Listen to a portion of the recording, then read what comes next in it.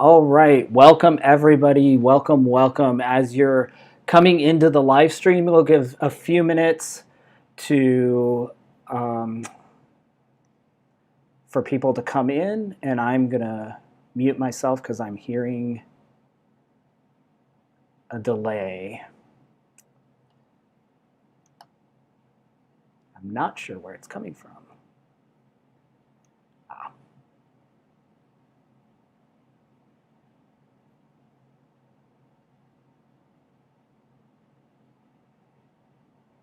It is on YouTube, so there we go. We are set to go now. All right, as you're coming into the show tonight, I'm so glad to have you. Feel free to say hello and let me know where you're joining us from. This is going out across a variety of different platforms, so welcome. Of course, YouTube, Facebook, Twitter, Periscope, and our friends on Twitch. If you are joining, I know this is not your normal show for the Twitch audience, but so glad to have y'all in the house as well. Looking forward to a dynamic conversation this evening, a conversation I'm really excited to have, and looking forward to sharing the next hour with you all. Hey there, Leah and Bob. It's good to have you all joining us, and grateful that you have joined us for this enlightening conversation. As you're joining the conversation and the live stream, feel free to grab the link wherever you are joining us from. If you're on YouTube, just grab the link out of your URL kind of address bar and share that out on your social channels to let others know this discussion is going on so they can join us and participate in this conversation. Also, please, if you're on Twitter, retweet this, etc. Also, please drop your comments and your questions in the comments wherever you're watching us, and I'll incorporate those into our discussion this evening. So we'll be kind of able to have a group discussion on this important topic of public policy and how you can move from activism to public policy in really transforming and impacting your local community. And so I'm excited for this conversation. Tonight's show is a special show. I'm excited to welcome my guest this evening. He is the Executive Director of the Society of Fellows at the Aspen Institute. Previous to this, he served for 3 terms in the Arkansas State House of Representatives. Before joining the Aspen Institute, he was the Senior Director of the U.S. programs at Winrock International and the founding director of the Arkansas Regional Innovation Hub here in Central Arkansas. Before that, he was a publisher of Oxford American Magazine, and in 2009, he was named to FOLIO 40, a list of the 40 most influential people in the national magazine industry. His additional professional experience includes a stint as the Director of Development for the Clinton Foundation, as well as work on Capitol Hill and in the White House and the U.S. Embassy in London. He is a Marshall Scholar and a Truman Scholar and holds an MA in Philosophy, Politics, and Economics from Oxford University. He graduated summa cum laude in Political Science from the University of Arkansas, and he was the valedictorian and president of the student body. In 2014, he was among 24 national political leaders awarded the Rodel Fellowship by the Aspen Institute for his outstanding ability to work responsibly across partisan divisions and bring greater civility to public discourse. For this reason and so many more, I'm excited to welcome my guest this evening, Representative Warwick Sabin. Thank you so much for joining us. Steve, thanks for having me. It's really nice to see you, even though we're not in person. Wonderful to reconnect. Absolutely. It's been a crazy year for everybody, but especially you, joining the Aspen Institute, going to DC from Arkansas, and starting a new journey in your career, as well as adapting, I'm sure, in the age of COVID. How has that impacted your program, the Fellows program, there at the Aspen Institute? Oh, in a tremendous way. I mean, the Institute is very much a convener. We exist to bring people together to discuss issues, again, across partisan lines and try to find solutions to the world's biggest problems. And without even thinking about it, it had always been in person. And so we really had to do a very quick pivot.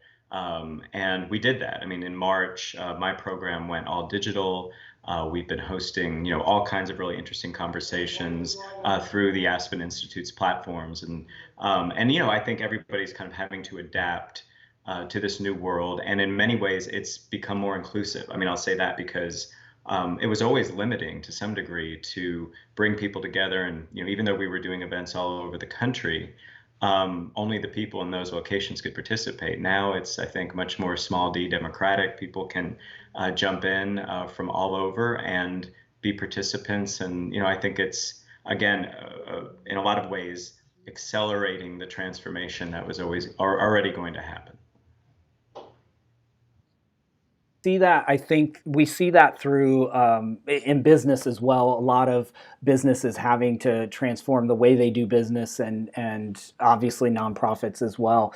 I'm curious, as we jump into this discussion about kind of policy and public policy impacting social change and specifically systemic change, and moving activism into a place where it's more long term and can have dramatic impact. When you were at the U of A in your days as an undergrad, were involved in student government, as I mentioned, and were really influential in creating a lot of change there and having a lot of successful, significant impact outcomes. And so I'm curious about your experience there and how you kind of got into kind of this public policy work. Was this something you always intended to do, or was it something? How'd you get bit by the bug, I guess, essentially? That's a great question. I mean, the way I got bit by the bug was I participated in Boys State, which for people who don't know much about that, it's an American Legion program. There's a Boys State and a Girls State in all 50 states. It's a week-long program that happens in the summer. I think one person from each high school is selected. In Arkansas, you spend the week in Conway, actually, and it's sort of like a civics exercise, and there's mock government. People run for office. They try to not only get elected, but they try to pass legislation. And so I grew up in New York, and I did that in New York, and I got selected to represent New York at Boys Nation, which is the national thing where they pick somebody from each state to participate. And I got to meet Bill Clinton 30 years to the day that he met John F. Kennedy when he was a Boys Nation senator from Arkansas. And it made a big impact on me. I was definitely not interested in politics before that. I only wanted to be a writer. But I was really invigorated by this idea that you could translate ideas into action, and that if you could make a compelling enough argument, you could bring people along with you. I mean, of course, at that level, it's a little easier to do than in real life, but it definitely inspired me. And had I not met Bill Clinton at that point, I wouldn't have ended up at the University of Arkansas, because that was the only reason why I sort of opened the envelope that I got that was offering me a scholarship to the university. And by that point, I made the decision to come to Arkansas. I got involved in student government. I also got to intern at the White House in the summers, which was sort of part of the intrigue for me when I decided to go to college there, because I'd met Diane Blair, who unfortunately many people now haven't been able to know and meet because she passed away in 2000. But she was my mentor at the university. She was a political science professor. She was best friends with the Clintons. So I had those experiences in Washington during the summers. And when I sort of decided to run for student body president, ultimately it was really about solving problems and addressing inequities. And I know we're going to talk a lot about this and probably unpack it, but a lot of the lessons I learned in student government at the University of Arkansas definitely carried all the way through to my professional political experience, because in essence, my campaign was about going around the campus and listening to people and learning what they were dealing with, and then taking that back, trying to find good ideas. Not all the ideas were mine, of course. It was just a matter of sort of unearthing them, and then really trying to drive them forward. And, in thinking about this, and I'll kind of stop here, but, John Lewis obviously just passed away, and he was famous for talking about making good trouble.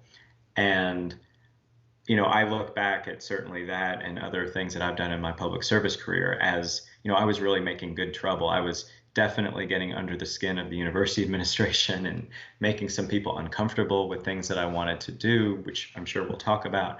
But in essence, I think that's necessary because, quite frankly, if you're actually trying to change the status quo, you're going to be met with resistance. And I'll give you some more examples of that as we sort of talk during this hour. Sure, absolutely, and that's an interesting. I'm glad you brought that up, kind of at the front end of this discussion. That if you want to maintain the status quo, and there's plenty of politicians that do that, but if you really want to make change, you're going to have resistance, and that's something that yes, we will dive deeper into because I think it's kind of hand in hand with this idea of now there's so much citizen activism happening in our society right now at this moment, and a lot of people maybe for the first time have stepped outside their doors to march in a parade or stand, with Black Lives Matter or whatever whatever the advocacy that they're trying to push forward. And a lot of people, I think, are asking, like I was, what's next? How can I continue to make change? And even if I'm not the one running, what do I do? So I'm excited to dive into that. Before we get there, I'd love to get your perspective on the broader kind of concept or the broader term. When we say public policy, can you talk a little bit about, from your perspective and your experience, what you or how you would describe good public policy, or what the components of what you believe good public policy is or are? So, really, really good question. I think that first of all, and this speaks to a little bit of what I just mentioned, you've got to identify a problem you're trying to solve. I think sometimes in politics, we have too many things being put out that, aren't really solving a problem. And of course, sometimes that's because you have special interests who, are just trying to layer more and more benefits to the people who already have benefits, so power accrues power and accrues more power. So I think good public policy has to start with, what's the problem you're trying to solve? Who are the people you're trying to help?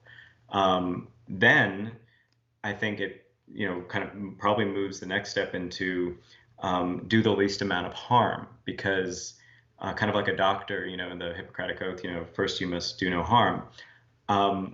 I think it's very easy in public policy to get very excited about an idea, but not realize that, you may be helping this group, but then you've just gone ahead and screwed up a whole other group that may be the same size or bigger. And, we talk a lot about, crowdsourcing in tech, and I know you're like an expert on that, Steve.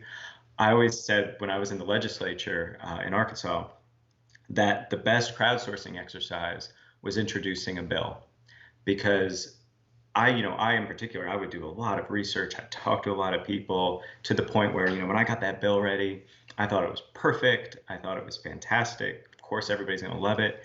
You drop that thing in the hopper, and within hours, you find out everything that's wrong with it, because people come out of the woodwork, and your mind is blown all the time. You're like, I had no idea, but this group now is really angry with me. And so to me, that's actually the beauty of the system. That's a wonderful way of sort of making it efficient so that, everybody can be a part of the process and understand it. And if you're going into it with good intentions, which I think is the other piece of public policy, obviously solve a problem, do no harm, make sure that you've done your homework. But, I think definitely socializing, the idea and making sure that it's an idea that, can be, realistically brought to fruition. All of these things, I think, are components of good public policy.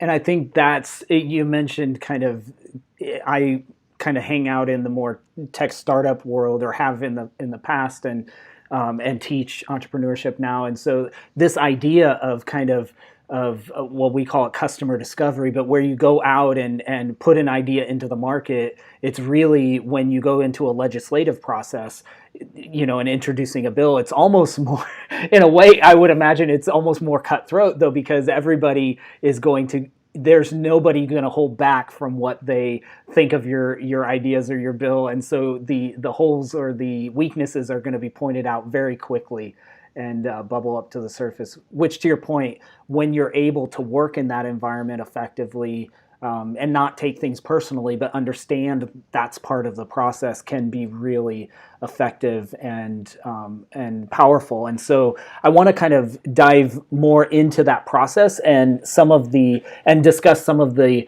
barriers and obstacles that happen along the way, as well as the things that can be accomplished. But I want to again invite those of you viewing this evening, if you have comments, feel free to drop those in, your questions as we go through this. I want this to be very much a conversation with you, the audience, as well. So please drop those in the comments, and I'll be happy to bring those into our discussion.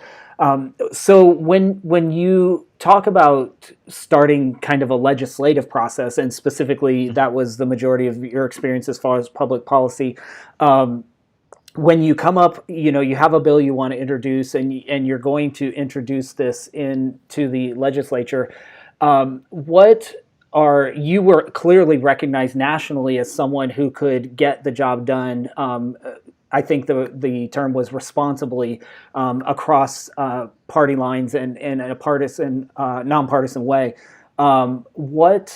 What are some of the obstacles that you saw, maybe early in your career, but were consistent, that are also part of the process, but can be barriers to progress when it comes to effective public policy? So much. I mean, I would say that the system is actually set up with barriers intentionally, so that, I guess the idea is that only the really good stuff gets through, even though we know that's not actually the case. But it's certainly very, very hard to pass any bill. I'll say that, from my perspective, I had some really bad luck. I was elected to the legislature in 2012 as a Democrat with, the first Democratic minority in 138 years. So all of a sudden, I get to be, a Democrat in the Arkansas legislature who doesn't get to be in the majority. So, there were no mentors who could kind of guide us through that. The only good news for me, that my first term, the proportion was 51-49 in the House, but my second term it was 64-36, and my third term it was 76-24. So by my third term, I was in a super minority. So obviously, you have to develop really, really good skills in order to get anything done in that environment as a member of the minority party. So that's first. Second, we also didn't have a governor of our party after the first term. So, Mike Beebe was kind of finishing his gubernatorial term, and I had that in my first term in the House. But, that the governor really drives so much of the agenda, controls so much of the budget, has influence over legislators. So even if, regardless of whether they're Democrats or Republicans, if the governor doesn't like what you're doing, he, in this case, can say, I really don't want you to vote for that thing, and go along with it. So all of those are just political obstacles. But then, there are other sort of structural obstacles. There's seniority, which dictates what committees you get to serve on. It also dictates what role you have on those committees, because obviously when you chair a committee, you have a lot more influence than if you're sort of the first termer. So there's all of that. There's also just cultural issues. Like, for instance, I represented probably the most progressive district in the state of Arkansas. Greg Leding up in Fayetteville might fight me on that one, but my district was downtown Little Rock, Hillcrest, African American neighborhood south of 630, very, very progressive, which I was very, very proud to serve.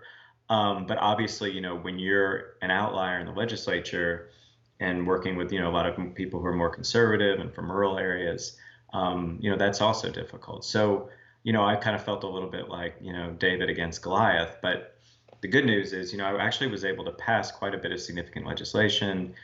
Even the bills I wasn't able to pass, I think, either were eventually passed or influenced, people's thinking on a lot of subjects. I mean, some of the things I'm most proud of are bills I didn't pass, but it moved the conversation forward. It raised awareness, and it set the table, I think, maybe for other people to pick up the torch and run with it in the future, which is what needs to happen, because that's the other thing I should mention. I mean, public policy is not a glamorous process, and it's also not quick. Oftentimes, a good idea, because of the socialization I mentioned earlier, it needs to be brought up in one legislature, and then the next, and then the next. It may not pass till the fourth or fifth shot, and the legislature only meets once every 2 years. So it can be 8 or 10 years before something really great gets a chance to be implemented. That's I think another vital kind of important point, especially for those who are interested in doing this work or interested in impacting this work, is to recognize that you're in a marathon, not a sprint, when it comes to, especially if you want effective, long, and sustained public policy that's going to make change. A question here, Tiffany Henry asks, what are some strategies to becoming involved in policy change for those with no political background? Should we spend more energy talking with policymakers or those we hope to impact? Wow, it's a really great question, Tiffany, and hello, by the way. Yeah, I mean, I think starting with elected officials and policymakers is good, because I will tell you, and not all of my colleagues were enthusiastic about this, but I loved talking with the people who came into the hallways of the legislature, who sent a note in, asked to visit, who called me, who emailed me, who wanted to get coffee. I took all of that really, really seriously, and it's influential. And one thing I think is really special about the state of Arkansas is I can tell countless stories about people who literally had no involvement in politics, no real knowledge of the process, but something inspired them to sort of initially get involved. Maybe it was something that happened in their life, a family member, a friend. Maybe it was just an awareness that they had around an issue and they got passionate about it. Maybe it was because they got excited about a candidate and get involved in the campaign. But I've seen so many people like that elevate so quickly to the point where, they become really influential, in their cities and their counties and, statewide. They become respected for their knowledge and views on a particular issue, or their ability to bring people together around those issues.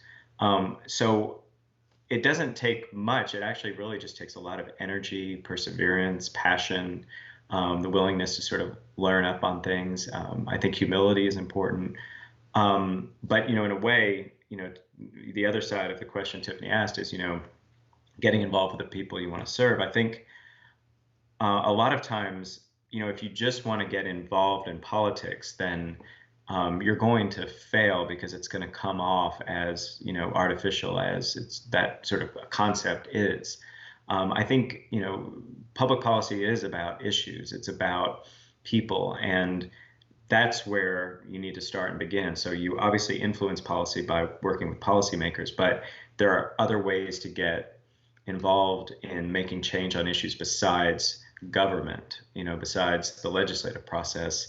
And oftentimes, I think people find their way into that because they initially got involved in just trying to advance the issues in their community, whether it's, fighting hunger or homelessness, or maybe they're passionate about public transit, or maybe they want better schools or healthcare. But dig into that, because there's so many community organizations and really great people doing that work, which is the last thing I'll say is, do your research and find out the organizations and the people who are already chest deep in it, because one thing you don't want to do is reinvent the wheel or replicate or compete with really good efforts that are going on. And sometimes by also doing your homework and talking to people, you can find out where the gaps are. And I think the gaps are what's important to fill. And we all know there are plenty of gaps right now in, public policy and just in general, with the issues that I think are fundamental to having a strong, cohesive community. Absolutely, and I'm glad Tiffany brought this up, because it was actually down in my list of questions. So that this is so helpful, especially for people that are wanting to make that impact, how they can do that. both on the policy front and then in their community, really hands-on, impacting those that they're trying to support or help. One of the things you mentioned that and when you were talking about your experience as a legislator, you said sometimes the things you were most proud of were the things that didn't pass, but then changed people's perspectives or continued the conversation and then were passed. Can you talk about maybe one or two of those? One of the things, maybe even since you've left Arkansas, something that's passed or passed after you were a legislator that you're proud that it got passed or that it changed significantly for the people of Arkansas? Sure. Well, the first example that comes to mind, actually, I don't think it's passed in Arkansas yet, but I feel like, it definitely has advanced and hopefully will continue to do so. But it's the Earned Income Tax Credit. And I don't know if our audience is familiar with that. It's, not too complicated to explain, but in essence, it's a very, very successful tax policy that basically creates a credit for people who work, who have jobs, but are in the lower income levels. And, it provides them, a credit either, on tax that's owed, or if the credit exceeds that, they get some cash back. It was implemented on the federal level in the 80s, and believe it or not, Ronald Reagan supported it. I mean, Milton Friedman supported it. It actually has support from both sort of conservative and, progressive economists and politicians, and many states have enacted their own version of an earned income tax credit. And the idea is, to incentivize work, but also, people at the lower income levels, as we all know, I mean, struggle, especially if they have kids. And by the way, the EITC, as it's called, is scaled so that the credit increases, if you have, more kids, and it's a sliding scale based on your income level and your family size. But, that money goes right back into the economy because most people at that level, they need to spend that money. They need to, get their car fixed. They need to get clothes or food or medicine or, whatever, but they're not sticking it in a mutual fund. It's going right back into the economy. So it also serves as an economic stimulus. And so it has all of these benefits. And now that it's been implemented since the 80s, it's got decades of research to prove that it helps advance people out of poverty. It helps stimulate the economies where it's in place. It's just an all-around great policy. It just does really good things. And so I pushed that in my entire time in the legislature. And as you know, I served 3 terms. My 3rd term, I managed to get it out of the Revenue and Tax Committee, which was absolutely 100% controlled by Republicans. And I got it passed through the Senate side as well. I mean, sorry, not the Senate. I had it support from the Republican chair of the Senate Revenue and Tax Committee. So basically, I had the Republican chairs of the House Revenue and Tax, the Senate Revenue and Tax, several Republican co-sponsors. I pushed this forward really aggressively, and I was doing it at a time when the governor, who's still the governor, Governor Hutchinson, was trying to kind of do a tax cut for the upper level income, and I knew I was going to lose the ultimate fight because the governor was going to get what he wanted. He was going to get the tax cut he wanted. I wanted a tax cut for lower income people because I thought they needed it more. It was more proven to work and to stimulate the economy. But he got what he wanted. But the point is, I got that thing out of the House committee. I got it to pass out of a Republican-controlled committee. I got to present it on the floor. I gave what I think is a really great presentation. It barely did not pass, but I can't tell you how many Republican legislators in particular came up to me afterwards and said, "Boy, that was a great presentation, and I really, really wanted to vote for that. Like, you convinced me. Like, I would have voted for it, but I just couldn't because I would have made the governor mad. He said, that he wanted this other tax cut to pass." And so since that time, I think there are because so many Republicans were convinced of it, of the merits of it, that it's bubbled up as something that could be incorporated into the governor's sort of overall economic plan. I mean, of course, tax cuts right now are not going to happen because of COVID, but definitely awareness was raised, and not just awareness, but support, in the party that initially opposed it. So I consider that like a huge victory. Yeah, absolutely. For somebody to and more importantly, I think as you were describing that, for legislators to understand the foundation of the policy, the science behind it, why it works, all of these things. And to your point, like I was just talking with someone at work recently about, Governor Hutchinson will be term limited at the end of this, his term, and obviously people are always changing in government, and you have new I guess, atmosphere in government. Things can change so quickly, especially in these times where the focus. Fortunately, I think I saw something today that the Arkansas economic numbers, or the revenue has for the state, has been not as dire as expected, and so that's good for our state. But hopefully, as we continue to move forward and get this health crisis under control here and at the national level in time, some of those initiatives won't be as politicized and can move forward, because that's really, like you said, it's about putting that money in the hands of the people who need it, number one, but then will spend it, and which turns around and creates this cycle of revenue to the government. If they're spending it, there's sales tax and all these things. So that's Exactly. And by the way, from a structural standpoint, there's no such thing as like a scored um, fiscal impact. So, you have to have a fiscal impact for any bill that has any sort of fiscal impact. And because there's no dynamic scoring of that, all it takes into account is the revenue that would be lost from the tax cut, but it doesn't take into account, again, the fact that if you're able to grow the economy, it'll probably more than pay for itself. yeah, and that's all of those, being able to articulate that, as I imagine you covered at least to some extent in your presentation. That's exciting to have those, to see that impact in, even if it's in another 4 or 6 or 8 years when it comes through. It's like, oh, I planted those seeds, 6 8 years ago, whatever it was. Well, and you've been working on it your whole 3 terms, so more than a decade by the time it's passed eventually.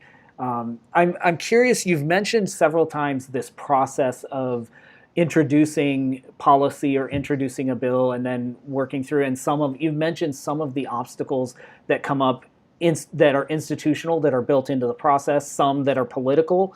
For example, the governor wanting this tax break versus this one, and his agenda and the impact that has on his colleagues in the houses.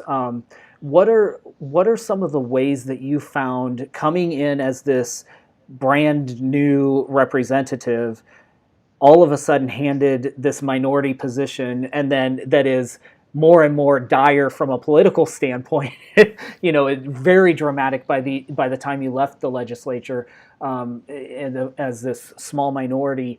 What were some of the processes or ways you found that were really effective for mitigating the opposition to, whether it's systemic or in the system or political? How did you navigate around that and become someone who was able to work in a responsible, kind of bipartisan way? Yeah, well, it's funny because I mean, you're basically asking about tactics, but for me, most of what I did, I mean, genuinely came naturally to me because, first of all, I like to learn, and again, the legislative process is very humbling, and so, like I said, you get attacked from all angles, but the truth is, I don't think I know everything, and so if I get a chance to learn, which means listening to other people, not being so tied to the perfection of what you introduced, and a willingness to compromise and change. Understanding again that you're going to maintain the core principle of what you're trying to do, but the process is clearly designed for compromise. I mean, the way our founders set up our government, and it's funny, I've been reading a biography of James Madison recently, and I mean, all of this was very intentional. Like, the system is sort of brilliantly designed to extract kind of all the best ideas and create all the tension necessary to end up with a great finished product. And so for me, again, it was about humility, it was about listening, and it was about also intentionally creating the opportunity for conversation, because I can tell you again, whenever I would get in a situation where, I had one person in one ear, one person in the other ear, I would say, like, let's get together, let's talk this through, like, we can work through this. And, another thing I used to say is, like, I never regretted the extra phone call, the extra meeting. Like, most of the time, this would, I think, exhaust a lot of people. I kind of liked it, but most of the time you had to keep talking to people back and forth over and over again. You had to keep bringing them together, convening them, creating opportunities for conversation, because it was always that, that last call or that last meeting where you're like almost about to give up, where something happens. Like, all of a sudden you can meet in the middle, you figured it out, you got to that last line. I mean, it's like a college cram session. It's like all the metaphors you can think of, but you have to do it. And to me, that is the beauty of the process. It also shows people, I think, that you're sincere about what you're trying to do. They get to gauge your intentions. You get to know them as people. But again, most importantly, you listen. I think so many people don't listen anymore. They get so wedded to their first and only idea that they can't, create the opportunity to absorb something different, that could make it better. I mean, oftentimes, like I said, I mean, I am so grateful to the people that came and made my work better, because I don't have it all, up here. Nobody does. And the process, again, it's designed to be communitarian. It's designed to bring us together specifically for that purpose. So to me, like I said, the tactics really were just about listening and talking and listening and talking and listening and talking and being humble.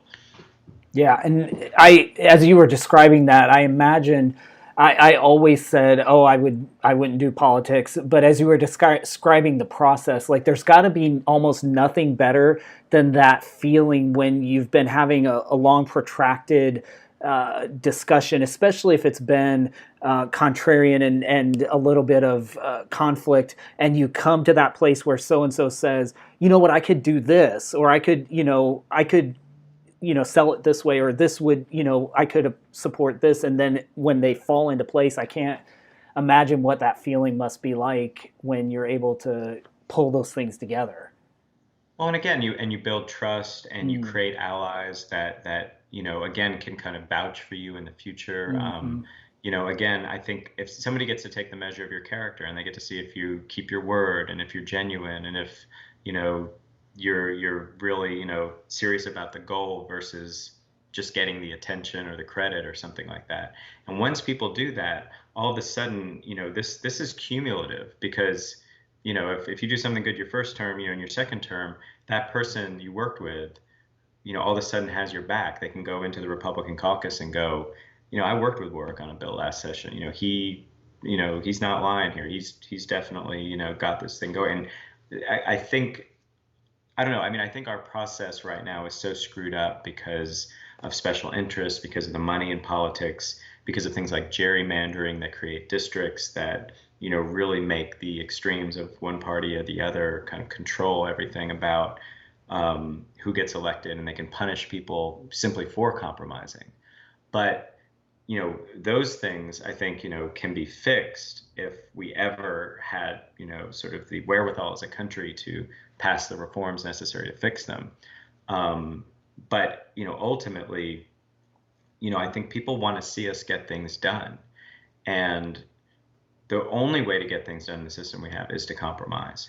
And the reason why nothing gets done in Congress is because no one compromises. So it doesn't get really too much more complicated than that. I mean, don't forget, our system was also designed for citizens to be legislators. That's why sessions were designed the way they were, so people could sort of put down the plow, come into Little Rock, be in session for a few months, and then get back to the farm in time to plant. And it wasn't designed to create some kind of permanent political class, or to perpetuate sort of this partisan fighting, this sort of institutionalized rancor. It was just come in and get people together who represent their communities and solve problems. And we've overcomplicated it too much in the modern era.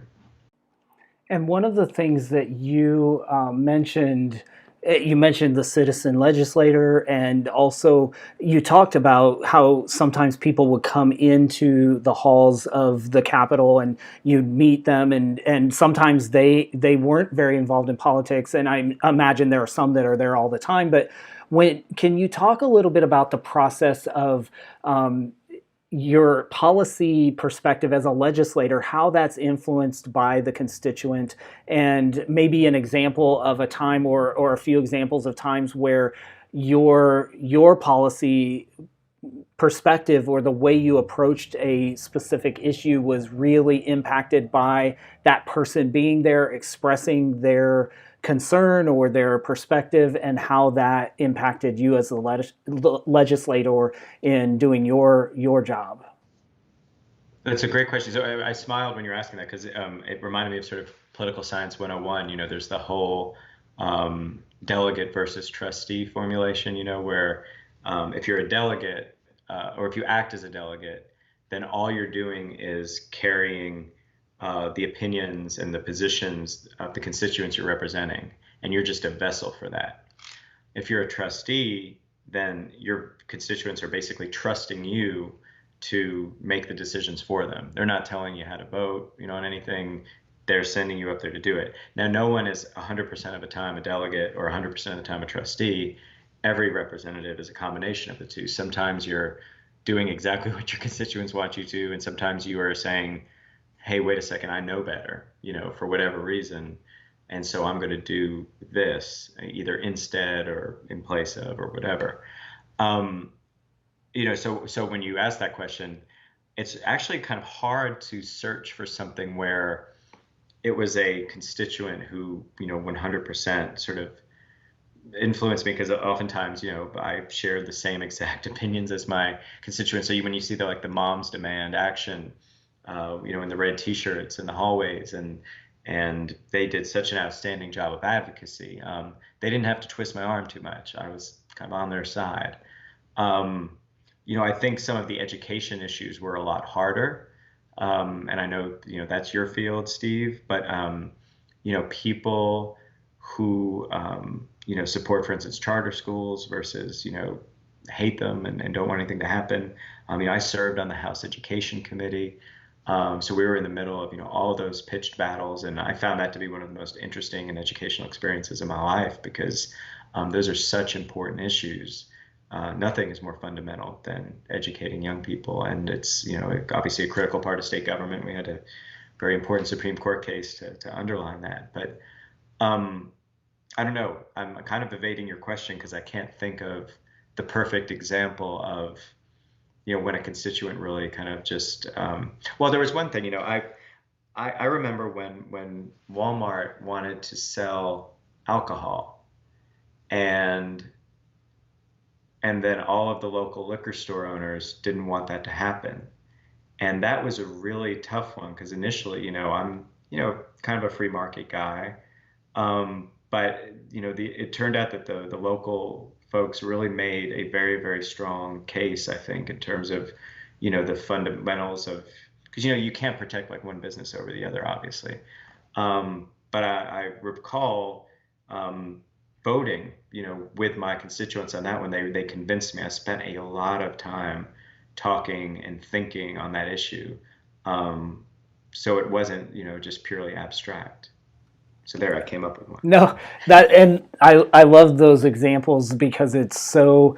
I think sometimes, and where that question kind of originated in my mind was actually my feeling of sometimes, I see people who are very active in the political process, and, I called the governor today, and I called these legislators, and I called this and this, and then in a lot of our minds, I think sometimes people think, oh, I'm too busy, or it doesn't matter, or, and really from your perspective, even how you've described your process in researching issues, hearing from constituents really helps to frame, even if you share the view, it helps to frame this in the impact to real people, especially because a lot of these issues, there's no cut and dry, it impacts this person and then negatively impacts this person this way, or business or whatever, and you have to kind of make those judgment calls based on who you're representing and your own integrity and all of those things, I imagine. So you're kind of in this no-win situation. That can be Well, tough. and the other element that makes it no win is that, you have to understand that the average person doesn't have time to engage in politics. I mean, people have a job or more than one job. They have families. They have lots and lots of obligations. And, obviously there are those of us who are very obsessed with politics and public policy, and there are those who aren't, and they just don't have the time. And you have to always keep that in mind, because you may be thinking that you're doing the right thing because you're responding to everybody you're hearing from, but the people you're hearing from actually are always like a minuscule percentage of the people you're actually representing. So you don't really know if that's a representative viewpoint among the people that you're charged with representing. Oftentimes it's not, strictly because the kind of people who do have the time to do it are either being paid to do it, or they live comfortably enough that they have the time, to devote to it. So that brings another question in my mind. But before we do, as we kind of come into the last 15 minutes here, if you have questions or additional comments, be sure you're dropping those in the comments so we can bring those into the discussion before we close out. So, as a legislator, what were ways you found that were ways you address that when you're hearing from a certain group of people that maybe have the financial wherewithal to take the time off, or or were paying attention to be able to call you? How did you find out what this other maybe more silent majority was thinking, and how did you gauge that as a legislator? Just because I'm really curious, like, how did you Of find course. out that information, or try Well, to? so it's funny. My wife Jessica and I, we joke about how I had a little bit of withdrawal when I got out of the legislature, and of course I'd lost the mayor's race in Little Rock, because for years I didn't have anything remotely resembling sort of spare time. Like, I went to every neighborhood association meeting. I went to every community event.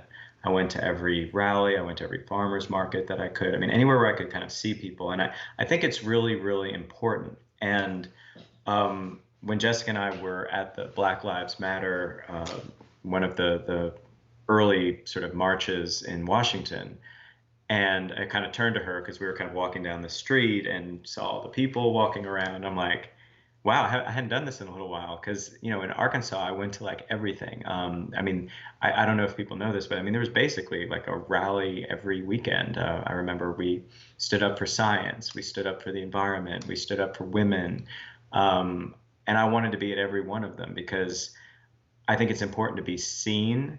I didn't necessarily speak at any of these events, to be honest with you. I didn't have to be on the platform or be visible or get attention for myself. But it's important, I think, to be among people, because people need to see what you stand for. You need to have the opportunity to interact with people.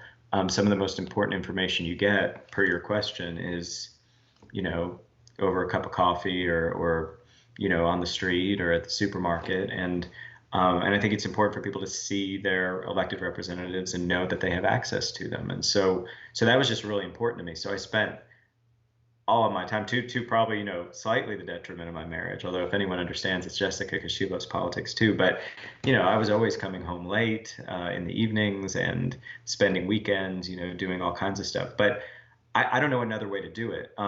The other thing I did was I stayed up super late and I responded to every email. I always returned every phone call. But again, that's the incoming. I was, really trying to take the time to be out in the community and give people a chance. And you can't reach everybody, but again, I don't know how to do it any better than that.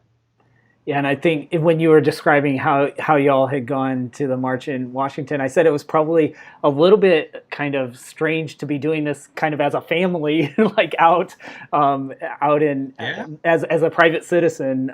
But it's interesting because I think that's where we first met in Little Rock, was probably at a community event in passing, and then I remember when you were exploring the run for mayor and coming up to you and saying, I know you can't say you're running, but and having those conversations. But yeah, I always appreciated that, you being visible. And I have a friend now that's in the House of Representatives here, that I went through leadership Little Rock with. And he doesn't represent me, but I said to him, I follow you on Facebook. I see what you're doing. And especially in this time of COVID, he's very conscientious about kind of distilling all of this information at least once a week or a couple times a week, and just publicly stating, this is what we see, this is what I think, this is where I disagree with, whatever's going on, or where I agree, this is what we need to do. And I think it's so valuable just to have a representative who just puts out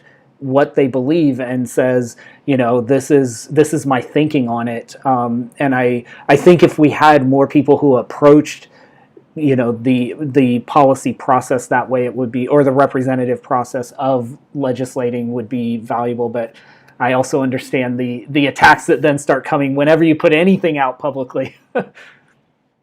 Yeah, I mean, and I didn't even mention social media, which is weird because that was another thing like I did incessantly, just kind of letting people know what I was doing, or to your point, where I stood on certain issues. And I haven't done as much as I've become a private citizen. But I do think even in the time since I left the legislature, which is only, like a year and a half, it's just gotten worse. I definitely got criticized on social media and people were ugly here and there. But I think now it's like almost like more, the majority than the minority now. I mean, just it's almost like people look, at any post on social media as an opportunity to just absolutely rip someone to shreds. And there's not a lot of positive affirmation going on there. So I think that's obviously an important issue that a lot of people are talking about right now, because it's toxic, it's poisoning our discourse. The anonymity obviously, makes it worse, but it's obviously also opened up, opportunities for foreign powers to manipulate people and public opinion in very dangerous ways. So I don't know, that's a tough one, because again, I think it's important for those channels to exist, for those platforms to be there for the exact reason you mentioned, so people can interact, but there definitely need to be some guardrails.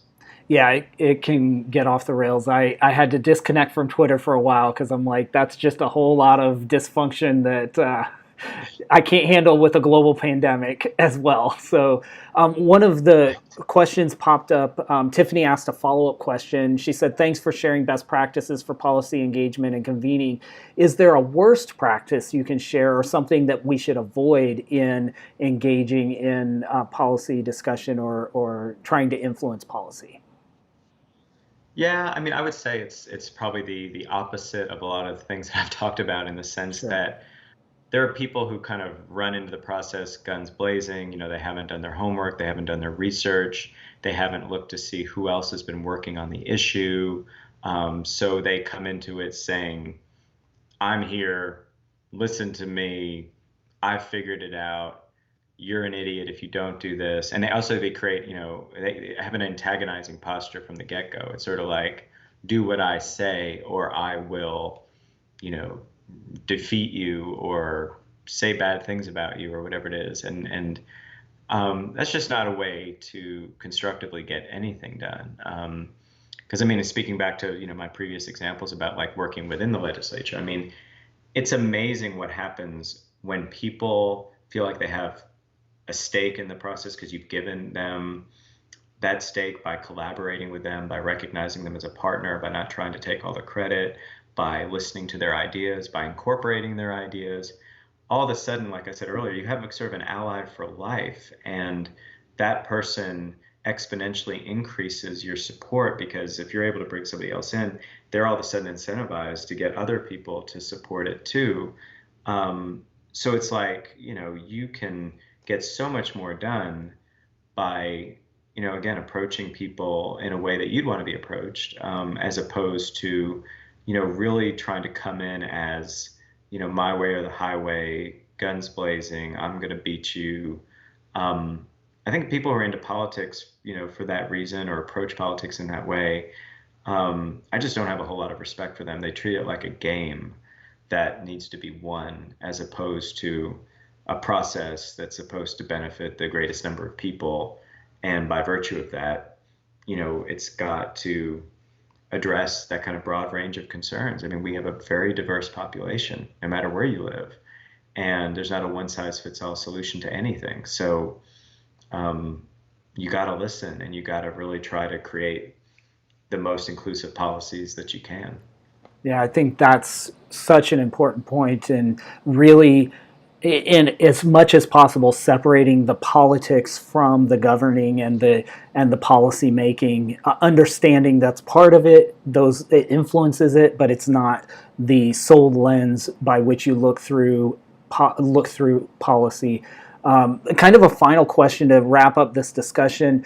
What are some ways that you would recommend we as citizens can continue to drive good policy, whatever our concerns are or issues are, when we've kind of been activated, and drive that momentum? How can we continue that momentum into the policy process to help our legislators to drive good policy? Yeah, I've been thinking about that a lot because it's so wonderful that we have all of the people engaged now on very fundamental issues about our, Republican democracy and how we interact as a society and how we cure inequities, especially ones that have been systemic and with us for a long time. So there is, so it's great you have all those people activated, as you put it, and then the next step is so much harder because there's not any kind of immediate gratification. You've got to solve problems. And so one thing I think is interesting, and I promise I will answer your question, but on the defunding the police, I've kind of really seen that as a interesting case study, because when I first heard that phrase, I thought, boy, like, I understand what they're trying to do, but that just seems like a really bad way of articulating it because it's just going to make people really angry. And it has to some degree. I mean, because a lot of people still don't understand that it doesn't mean take all the money away from the police. But, it definitely means, a lot of those resources could be redirected because the police do too much. And, even when I was running for mayor of Little Rock, we talked about the fact that, why don't we have sort of a whole division of people who only deal with traffic, car wrecks and traffic issues and stuff, so that the police don't have to be distracted with that. Not to even say anything about, all of the mental health and addiction and different things that, they're called upon to do that they really shouldn't have to do. But it's just that they're sort of like, you call 911 no matter what. They're sort of the default for everything. And that's what defunding the police really means. Is how can we redirect those resources to things that might cure issues, as opposed to just treating everything as something that needs to be dealt with punitively.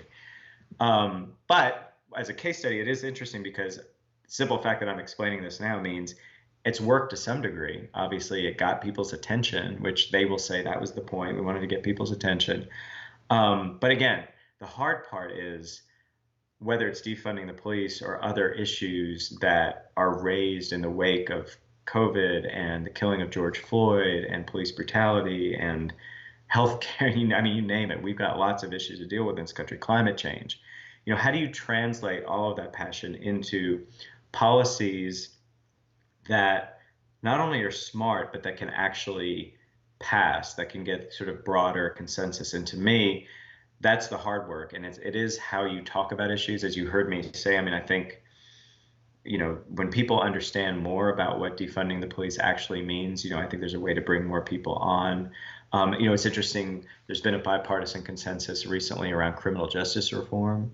That we are locking up too many people and we're doing it for crimes that, really shouldn't do that. And that's been an interesting evolution that I think it's worth studying, since I'm not going to be able to answer this question perfectly in the time allotted. But I think, what you need to do is you need to obviously get active in your own community with people who are also trying to solve the problem. You need to, work with policymakers to help, identify the solutions that, actually have a chance of getting passed. And I know in a state like, of Arkansas, it's sometimes difficult, for all the reasons that we've talked about over the last hour, but we've done enough good things, throughout the course of the modern era in Arkansas that it really is possible. but it's really about, approaching things, again, this has been my mantra, with a great degree of humility, about, really talking to as many people as you can about it, involving as many people as you can, and being persistent.